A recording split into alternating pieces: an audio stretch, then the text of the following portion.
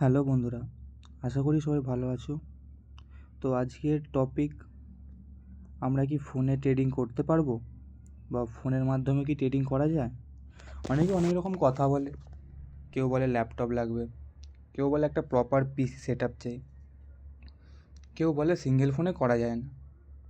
তো আজকে আমরা সত্য মিথ্যাটা যাচাই করব আর শেখানোর চেষ্টা করব কি আদৌ ফোনে ট্রেডিং করা যায়। তো যদি হ্যাঁ, একটা কথা ঠিক, ফোনে কিন্তু ট্রেডিং করা যায় না। তুমি শিখতে পারবে ফোনে। অনেকের মনে প্রশ্ন জাগতেই পারে কেন করা যায় না ফোনে। সেটাই আমি আজকে এক্সপ্লেন করব কেন করা যায় না। তো তুমি ধরো, আপাতত যারা শেয়ার মার্কেট নিয়ে জড়িয়ে আছো, যারা শেয়ার মার্কেট সম্পর্কে কিছুটা হলেও জানো, তারা একটা জিনিস হয়তো নিশ্চয়ই জানো, chart. Chart pattern, candle stick pattern. তো এই চার্ট চার্ট যদি দেখতে হয় না, তো আমাদের একটু বড় স্ক্রিন হলেও ভালো হয়, সবার পক্ষেই ভালো হয়। এবার ফোনের মাধ্যমেও দেখা যায়, কিন্তু ওতে ইন্ডিকেটার যদি লাগাও না, এই ধরো আমি এখানে সুপার ট্রেন্ড ইন্ডিকেটারটা লাগিয়েছি, যে সুপার ট্রেন্ড। তো এটাকে যদি আমি ছোট করে দেখতে চাই, তো কীরকম একটা লাগছে আপনি নিজেই দেখুন, আপনারা নিজেরাই দেখুন।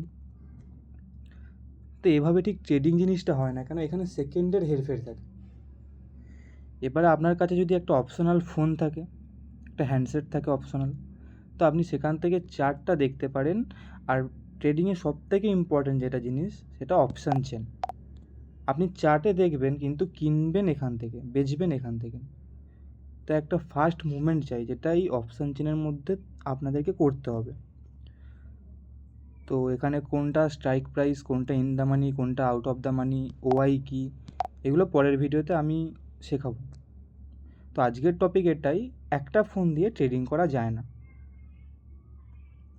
মিনিমাম আপনি দুটো ফোন নিয়ে হয়তো শুরু করতে পারবেন, কিন্তু একটা ট্যাব কিংবা ল্যাপটপ যদি থাকে, বা একটা নর্মাল সাইজে যদি পিসিও থাকে, তো আপনি ভালো রকমভাবে ট্রেডিং করতে পারবেন। এটাই আজকের বিষয়।